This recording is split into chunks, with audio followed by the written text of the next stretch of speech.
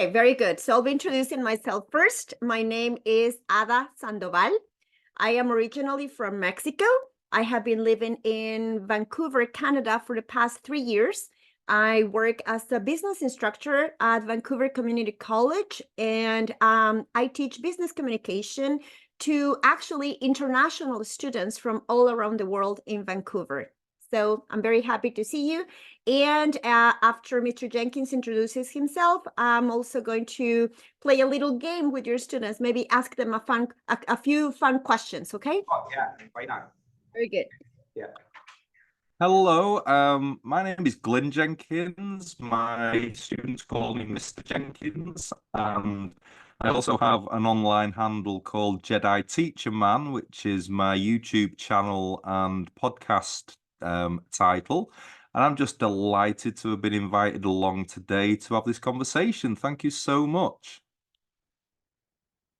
Okay, thank you so much That I was going to tell them 2 facts, and we were going to, with your hands raising, you have to raise your hands to try to guess which one of the 2 facts is true and which one is a lie, because one is a lie and the other one is a fact. Okay, so let's see if your students are paying attention. It's kind of a fun game. Okay, very good. Yeah. So fact number 1, I have more than 30 years of teaching experience. Wait for fact number 2. Okay, that's fact number 1. I have over 30 years of teaching experience. Yes, very good. And now, fact number 2. Okay, I don't teach students from India in Vancouver Community College. So one of those facts is true, and one of those facts, it's a lie. Which one do you think is true, and which one do you think it's a lie? 1 or 2. Which one is true and which one is lie? You get it. 1? 1 is true. So one student says that one is true. Yes. Yes, yourself. So they are guessing. They're guessing. Good. What do you say? 1 is true. How about the boy said? Yes, yourself. Second one is true. So one. Ooh, very good. This is getting interesting. Very good. So Rehan.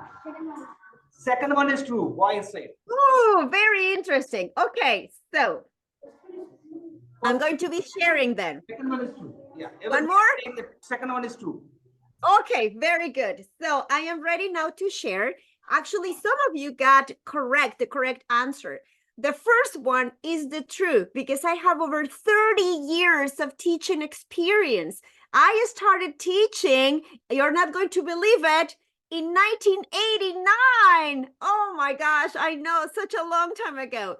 And actually, the second one is a lie, because I am so proud to be a professor and a teacher to more than 50% of my students are from India. And I have to share with you, dear students, that I'm always so proud of my students because they're very talented and very, you're always so committed to your studies. So I just want to tell you that I feel very, very proud to be also with the students from India today. Good evening, ma'am. Hi, how are you doing? My name is Janusri. I am fine. My name is Janusri. I am a 8th grader from JPHS School, Ailavaram. Now I would like to ask you a question, ma'am. Can I ask, ma'am?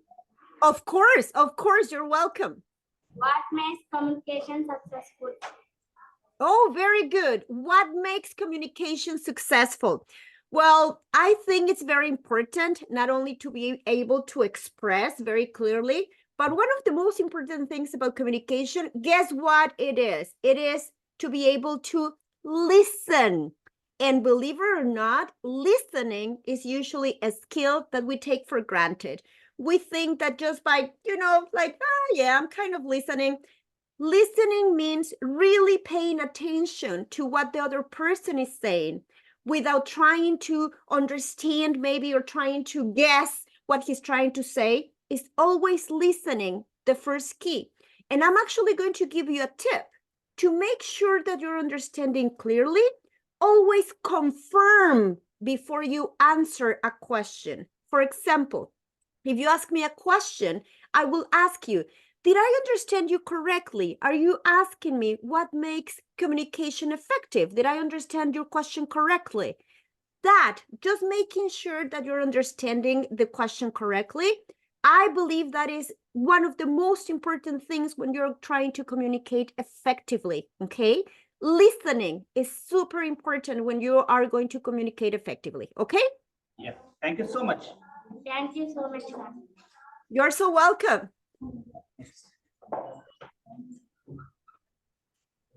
So this is the typical uniform for the girls in. I know, it's so beautiful. Yeah. Good evening, ma'am. Hello, how are you doing? I'm very happy to I'm meet fine, you. thank you, ma'am. Good evening, ma'am. My name is Fatima and I'm grader from DPHS Sailavaram. I'm so glad to interact with you. Namaste from India. I would like to ask you a question. Can I ask, ma'am? Yes, please go ahead. What are the main qualities of a good communicator? Very good. What are the qualities of a good communicator? Did I understand your question correctly? Exactly. Very good. What are the qualities? I think the first thing also, besides listening, is you need to be clear in what is your objective when you're trying to communicate. Are you trying to inform? Are you trying to convince? Are you trying to report? Are you trying to, what is your objective? What is the reason where you're trying to communicate? If you are clear on the reason why you're trying to communicate, the goal, then it's usually easier for you to focus and making sure that you're going to transmit that message. Let me give you an example, okay? Right now, for example, I am sharing about being a teacher of business, correct? Very good. So first I need to make sure that I understood your question correctly, but also I need to make sure that I am giving you the right answer that you need. So my objective is to inform you on the right answer, okay?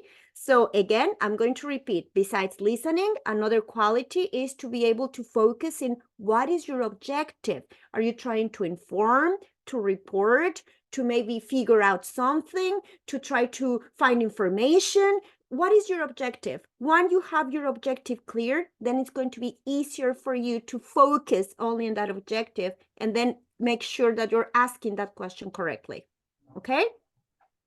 Thank you for the answering. Good evening, ma'am. How are you doing? I'm fine, ma'am.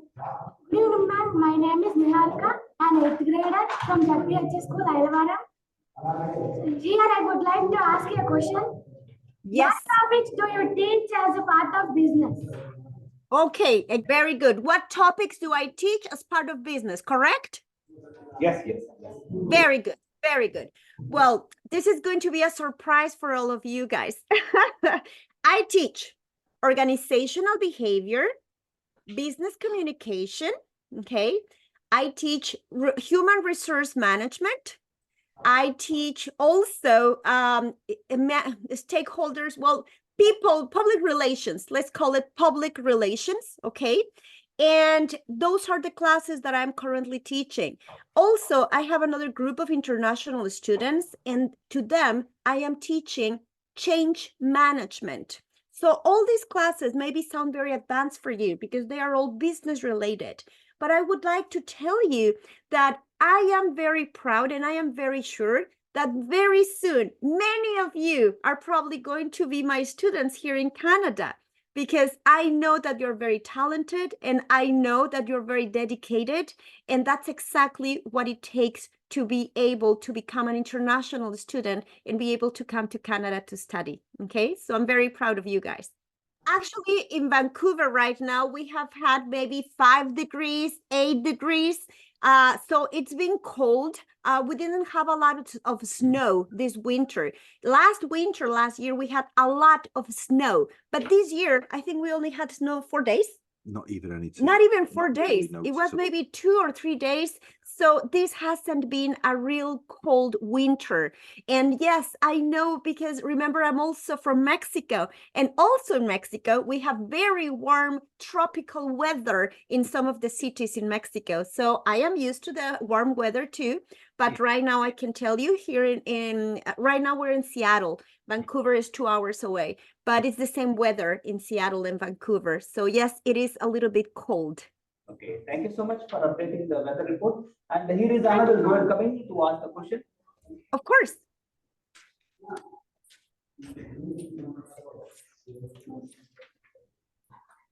Good evening, ma'am. Hi, how are you doing? I am fine, thank you, ma'am. My name is Jessica, an 8th grader from the PHS School, Ailavaram. I am so jubilant to interact with you. Namaste from India. I would like Thank to you, ask Jessica. a question. Can I ask, ma'am? Yes. Yes, What Jessica, go kind ahead. of opportunities do students grab once they finish their business studies? Very good. What kind of opportunities do students have when they finish their business studies? I am so glad you're asking this question, Jessica, because my students, they come to study a business management diploma. Okay, what does that mean? That means that by the time they graduate, they can become managers in stores.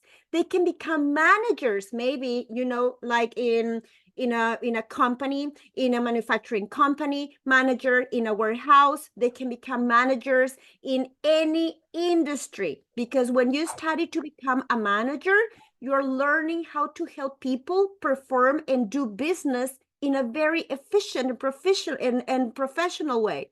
So there are many opportunities for international students who study business. The only thing you have to remember, just like your teacher Hari Krishna has taught you to be very dedicated and professional, you have to keep that attitude. If you are dedicated and professional, then you can be very successful when you graduate from a business degree.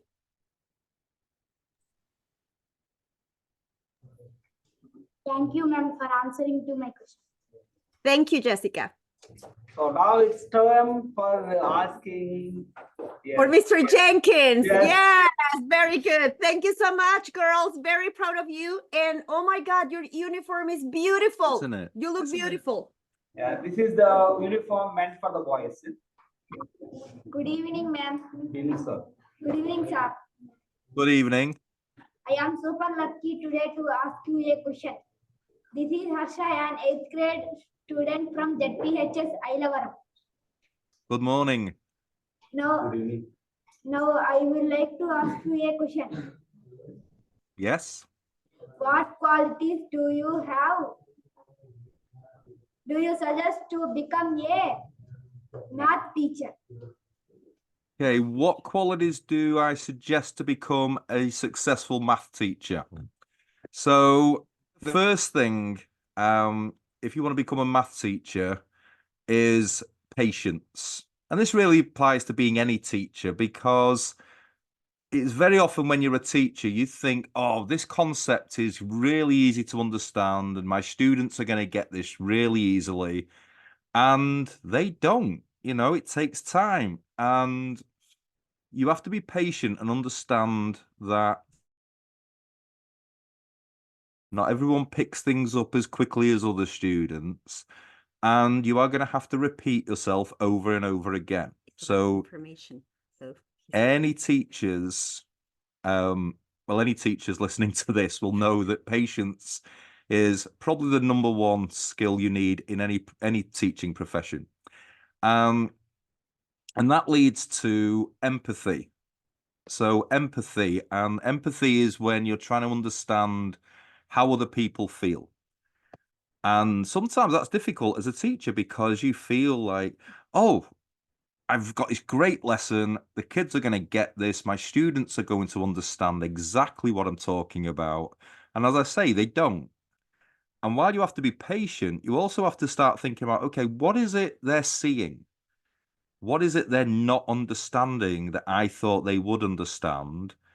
And maybe I have to go back and plan something again and reinvent what I've done, or reinvent my lesson and do it in a way that is going to help students understand the concept. And that leads to the third quality, which I think is creativity, being really creative. Now, a lot of people think math's straightforward because there's only one answer and it's logical and it's rigid. And a lot of people can think that math is really boring.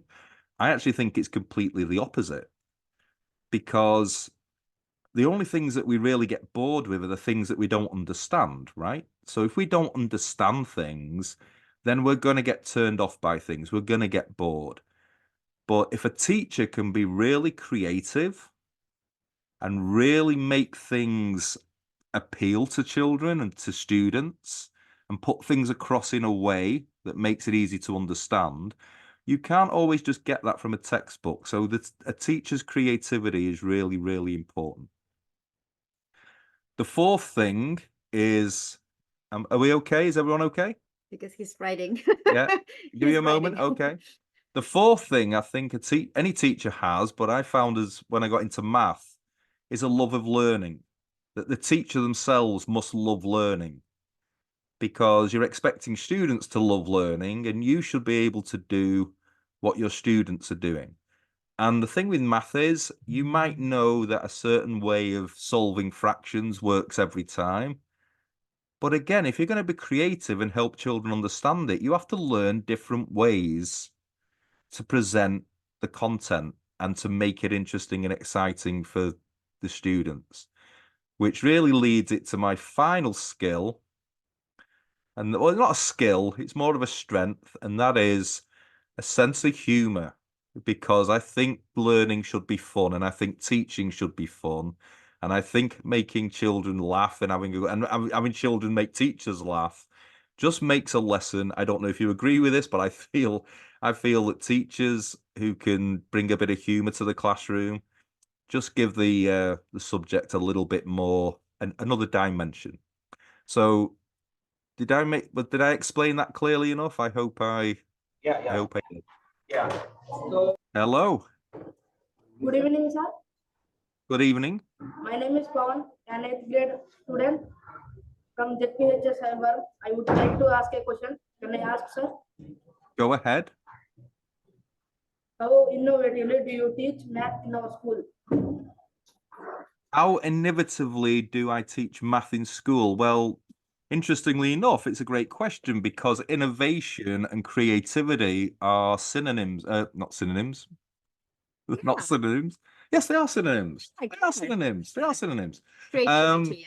They are synonyms. You can be creative and innovative, right? They're the same thing. You're being innovative all the time. You're being creative. So this goes back to question one, really, but I can give you some examples of how I bring that to the classroom.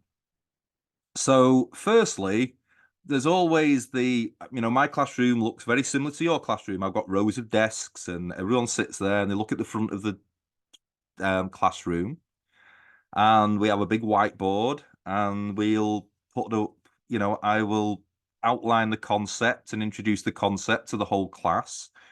And then it'll depend on, one thing we do is we do a lot of small group work. So some students pick up things quicker. So I may have some students actually go and work with a small group. We did this today. We broke off in pairs, where some of the students that have already grasped the concept and understand what is going on will go and help a student that's still trying to understand it. Does that make sense? Help the students. He's writing. Yeah, I know. Yes, sir. thank you. Thank Yeah. you. And we also have some online. We also have some technology. So we have laptops in the classroom, and there are online programs that we use as well, like online lessons. So some children are a little bit more visual than other students. So those kind of tools, really, and I'm probably going to talk about that again later, the technology piece, but that helps to, again, sometimes it's just about what is the right thing that sparks the interest and actually makes the penny drop, right? For what makes it happen, so that that aha moment the kid actually gets, and so the whole class understand what it is that we're trying to learn. Thank you so much for your question. I really appreciate that, young man. Thank you so much. Good evening, sir. Good evening. My name is Lakshman, an 8th grader from GPHS Cyber. I would like Hello. to ask a question. Can I ask, sir? Yes. What kind of technology to use teach math? What technology do we use to teach math? So the first thing we have this what we call a smart board in the classroom, and it's like a huge TV screen that you can write on, but it accesses the internet, and it's like a digital whiteboard, and it's got lots of manipulatives on there. So it has lots of different tools on there that we can use to show the whole class how to, for example, maybe how to use a protractor when calculating angles, or how to, so it's really easy to do this and give whole class instruction. Like I said earlier, we have laptops, so every student in the classroom has a laptop, and they can access our online curriculum that the school district have paid for, and they can also access that at home, so they can do online lessons at home. And I'm just trying to slow down a little bit so that you can get everything written down. Thank you. So what the online curriculum is, that's a digital version, like video lessons, of every lesson that we teach in the classroom. And the fabulous thing with this is that you can have your lesson in the classroom, go home, and if you're not sure of, if you miss something, or even if you have a day off, you can still access the same lesson at home in a different format. That is really powerful.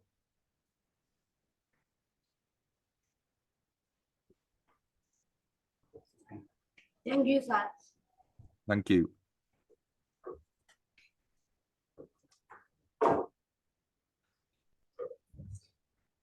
Hello, sir. Good evening. So this guy who is about to talk with you, he's a great dancer. And Ooh. he has won many dance competitions. And though he looks short, but he's an amazing dancer. What an Nice. honor. Congratulations, young man. Congratulations. Hello, sir. Good evening. Good evening. This is Rehan, an 8th grader from U.S.A school, Ilavaram. I would like to ask you a question. Can I ask, sir? Absolutely. Fire away. What schools are popular in Seattle, private or public? Okay, so it's a very good question, and it's going to be my opinion on this, and I can bring a little bit of experience to the answer as well. So I've actually taught in private schools and public schools in the Seattle area. And it's interesting because a lot of it is driven by economics, which means that it depends really if you come from a family who is relatively wealthy, more middle class, they can afford to send their children to private schools. I know growing up, my family would never have been able to afford to send me to a private school, even the cheapest private school, or the most what's the word I'm looking for? Modest private school. So we would not have I would never have gone to a private school in Seattle if I'd have grown up here with the same family situation. So a lot of it depends on your financial background and the family you come from. The public schools, we have different districts in the Seattle area. So in a square, in a distance ranging, say, 20 miles, there are probably 6 to 8 different school districts. So as a teacher, having taught in both public and private schools, what I found teaching in a private school was it was far more relaxed, the things we could teach. And a lot of the times we were encouraged, oh, you should teach what you like, because if you're passionate about that, is everyone okay? If you're passionate about what you teach, the kids will be passionate about what they learn, which is okay, but it's not always at the same standard that is being taught in public schools. And I absolutely would not move out of public education again, because the rigor and the expectation in public school, I believe, has been far higher than what I've seen in the private schools that I've taught in. And that doesn't mean that private schools don't have their benefits. It's different.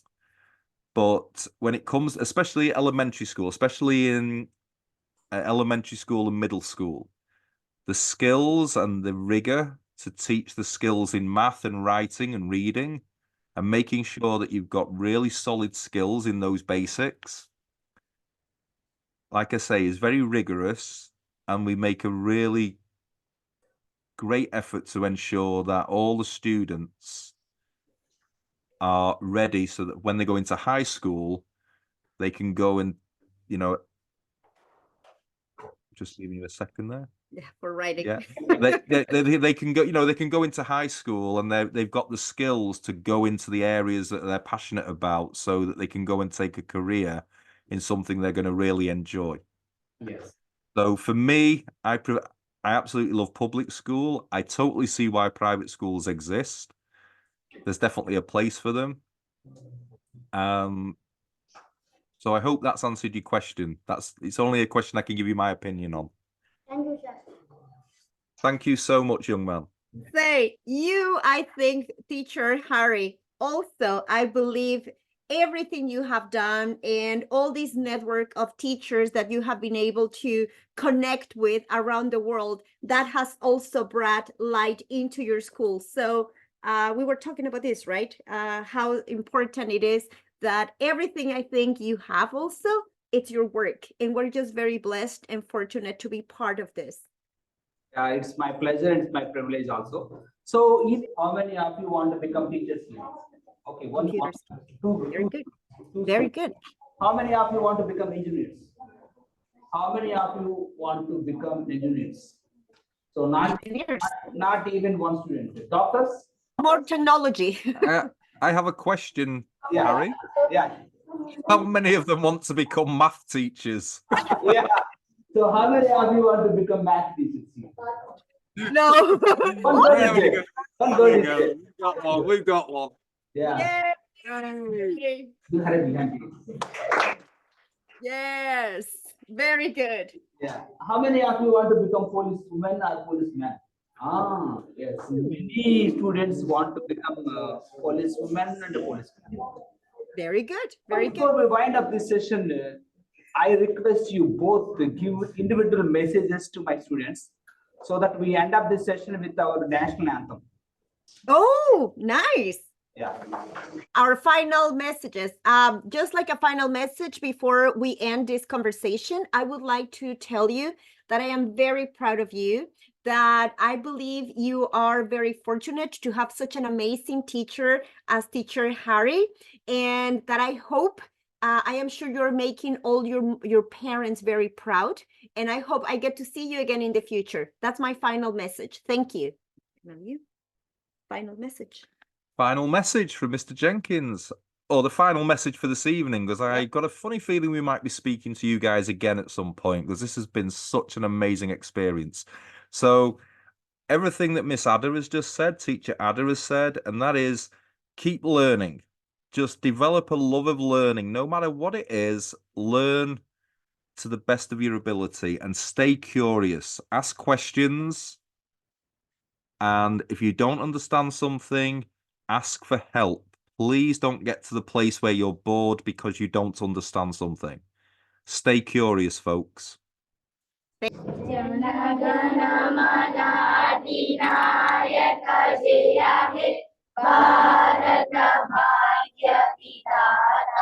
Punjab Sindhu Gujarat Maratha Dravid Utkal वंगा विंध्य हिमाचल यमुना गंगा उच्चल जलधि तरंगा तव शुभ नामे जाहे तव शुभ आशीष माहे गाहे तव जय गाथा जनगण मंगलदायक जय हे भारत भाग्य विधाता जय हे जय हे जय हे जय जय जय जय हे. Thank you so much. Thank you, Harry. Just let us know when you want to speak to us again and we'd be glad to connect. Thank you.